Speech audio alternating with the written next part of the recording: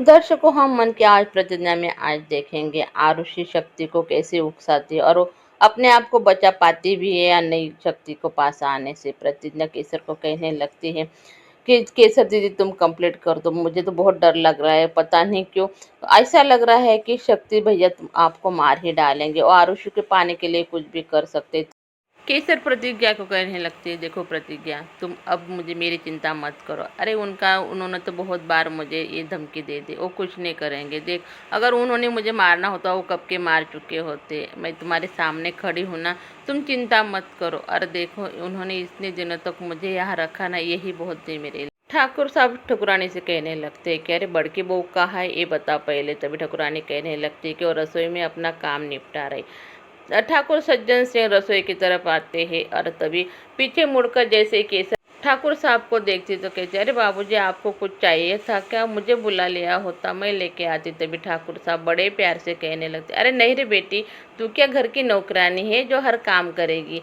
नहीं, मुझे तुमसे कुछ बात करनी थी ना, तो जरा बाहर तो आओ। केसर परेशान हो गए दर्शकों कि पता नहीं अब उसके ससुर उसे क्या कहने वाली। और इधर शक्ति जैसे अपने कमरे की तरफ आता है, आरुषि अपने बेड पर बैठी होती है और शक्ति को देख कर वो कहने लगती, तुम यहाँ क्यों आए हो? तुम्हारी इतनी हिम्मत कैसे आ गई कि जब तुम मेरे कमरे में आओ? तभी शक्ति कहने लगता, अरे भाई, एक कमरा तो मेरा है और तू मेरी लुगाई, मैं अपने कमरे में तो आ सकता हूँ ना। तभी आरुषि शक्ति से कहने लगती, तुम आ सकते, लेकिन तुमसे मुझसे मेरे बारे में कुछ होगा भी नहीं। और देखो, तुमने मुझे छूने की कोशिश भी की ना, तो मुझसे बुरा कोई नहीं होगा। भाई ये से देख कर तो अभी शक्ति सिंह अपने जात पर आ जाता और कहने लगता है, छू नहीं सकता? ए देख ले, मैंने तुझे छुआ, छूने के थोड़ी घाव बढ़ते बेलुगाई। अरे भाई, मैं तुझे इतने प्यार से देख रहा हूँ और मैं तुझे छू भी सकता हूँ और चूम भी सकता हूँ।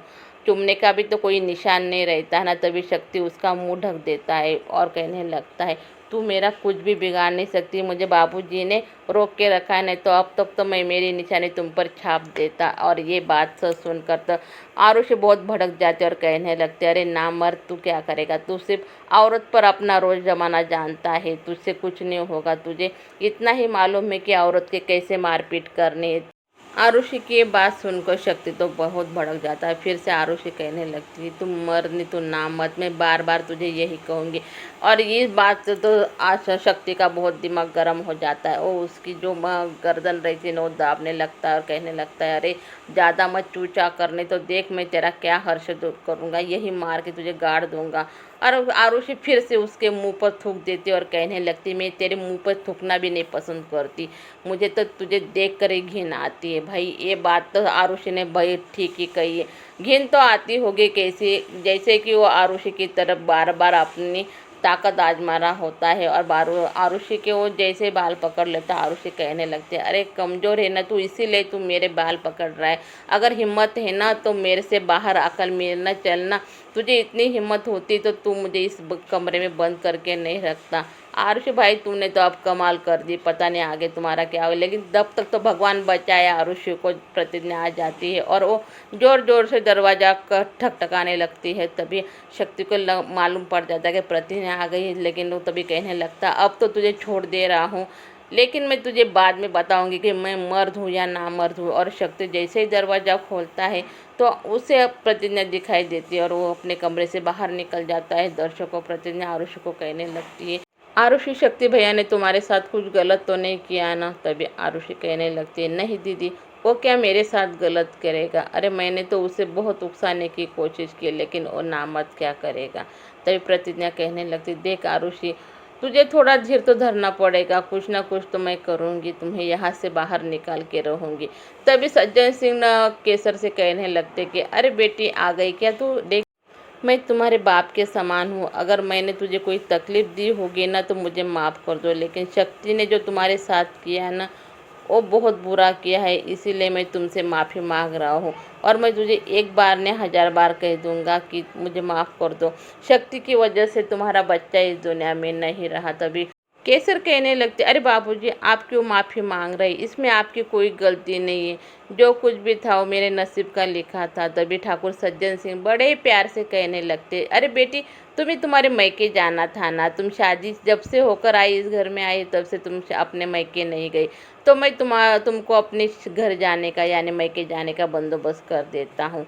ये देखकर तो अभी केसर भी खुश हो गई दर्शकों, लेकिन उसकी समझ में नहीं आ रहा है कि ठाकुर सज्जन से इतने प्यार से क्यों बात कर रहे हैं। लेकिन हमें तो समझ में आ गया है कि ठाकुर सज्जन सिंह केसर को मारने की साजिश कर रहे, इसीलिए उसको मैके भेजने का बंदोबस्त कर।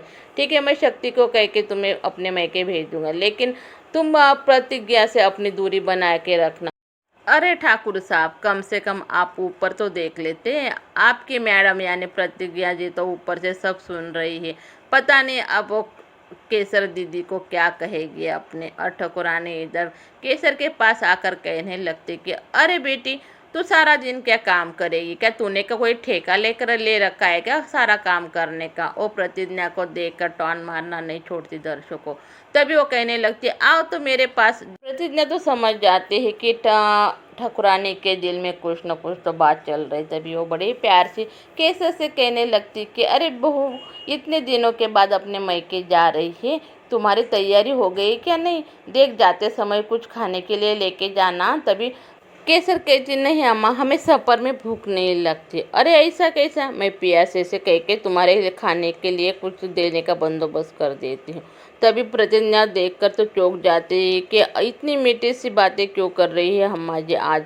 तब तक आरुषि अपने कमरे से बाहर आती है और टॉन मारना फिर भी आरुषि, हाँ इनको तो सिर्फ तितलियों की तरह भटकना आता है, कोई काम करो तो मुंह मोड़ देती है। तभी कोमल का फोन ठकुराने के यहाँ आता है और कहने लगती है कि अरे अम्मा।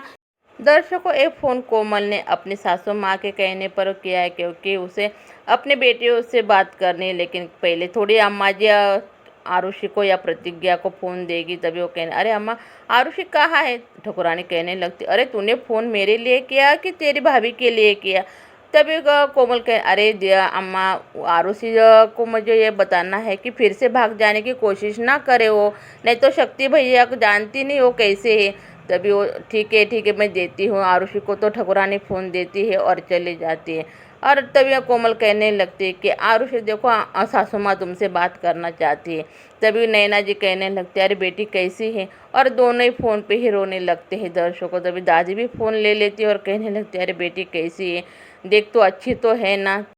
अरे दादी माँ आप क्यों इतनी खामखा तकलीफ कर रही है, जब तक प्रतिज्ञा और कृष्णा बाबा है ना तब तक आरुषि को कुछ भी नहीं करेगा शक्ति भैया।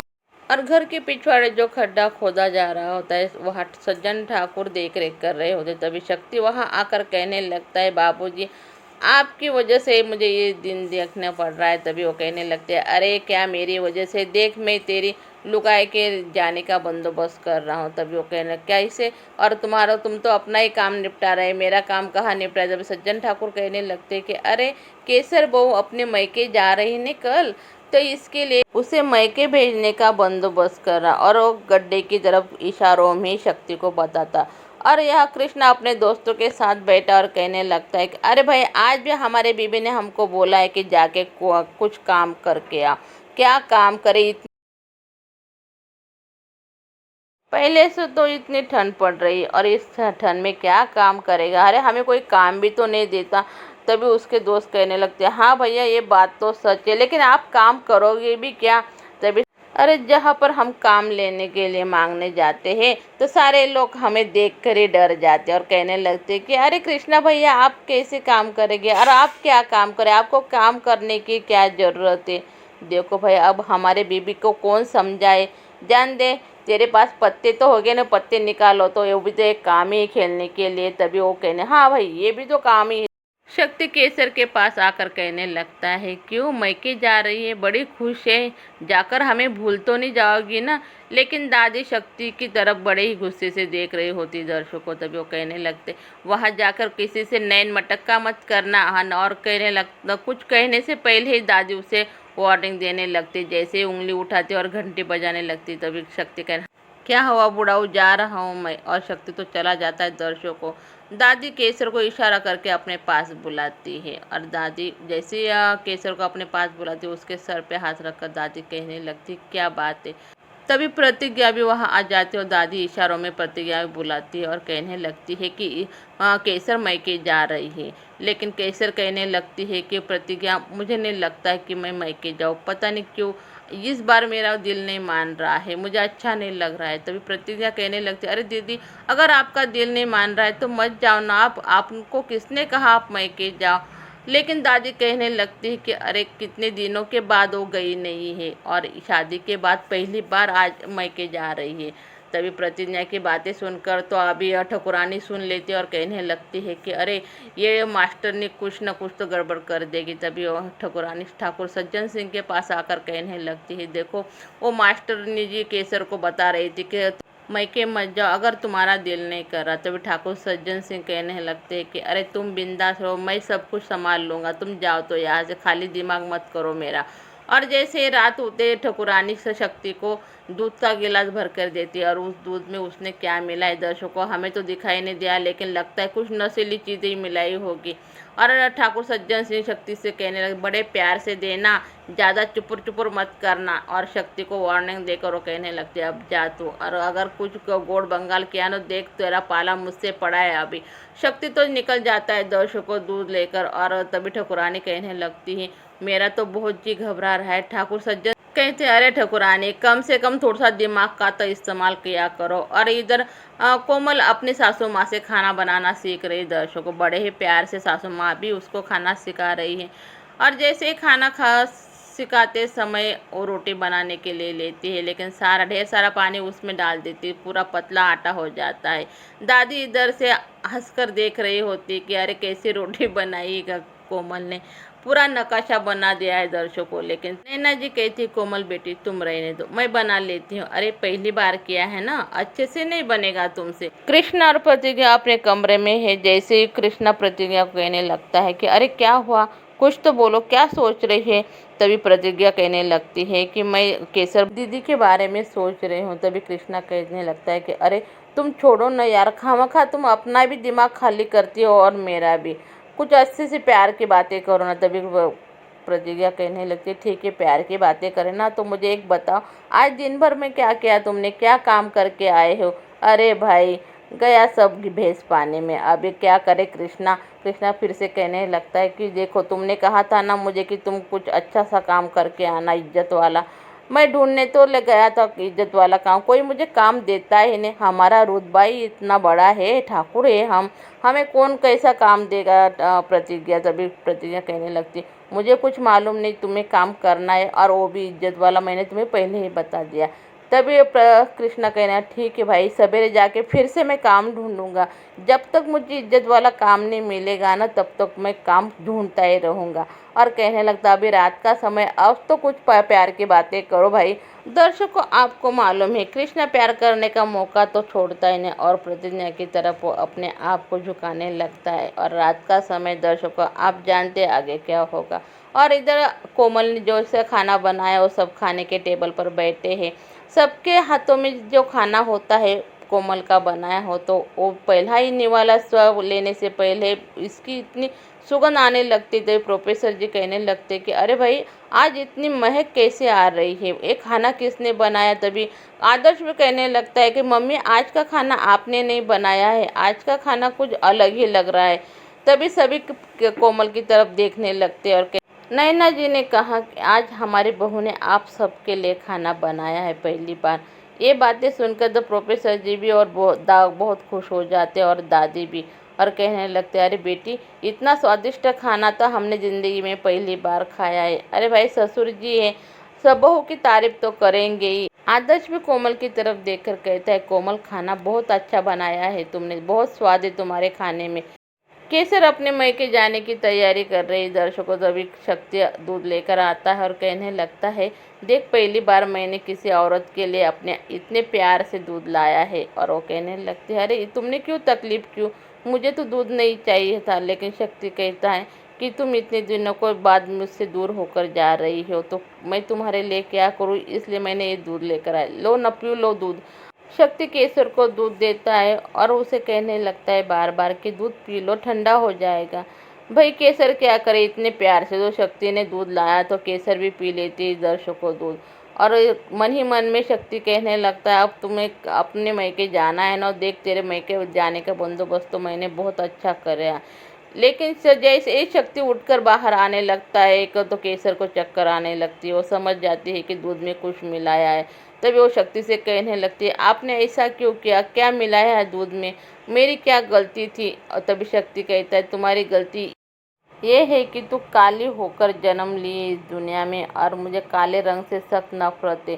तब तक तो केसर बेसुध हो जाते दर्शकों, आगे हम देखेंगे शक्ति केसर को कैसे ठिकाने लगाता है और उसे कोई देखता है या नहीं, केसर बच जाएगी क्या नहीं ये भी हमें मालूम नहीं दर्शकों। और इधर ठाकुरानी ठाकुर सज्जन सिंह से कहने लगती मेरा तो बहुत जी घबरा है, कम से कम आप तो जाते शक्ति की मदद करने के लिए, बाबा भटुकनाथ जो सब ठीक कर दे तो अच्छा होगा, नहीं तो पता नहीं, मुझे तो बहुत ही डर लग रहा है। तभी ठाकुर सज्जन सिंह बड़े गुस्से से ठाकुरानी की तरफ देखने लगते, अरे कम से कम दिमाग तो चलाओ तुम्हारा, ठाकुर सज्जन सिंह की बीवी होकर इतनी डरपोक कैसी हो गई और बार बार ठाकुरानी भगवान के नाम ले रही होती है, मैं पैदल चले आऊँगी भटुकनाथ तुम्हारे दर्शन के लिए, शक्ति को कोई देखे नहीं, सब अच्छे से निपट जाए तो हम गंगा नहाएंगे। तभी ठाकुर सज्जन सिंह कहने अरे काली जबान, तुम्हें कितनी बार कहा है कि ठीक से बोला करो, बार बार एक ही बात की क्यों रट लगाए रखी है, अरे कम से कम तुम्हारे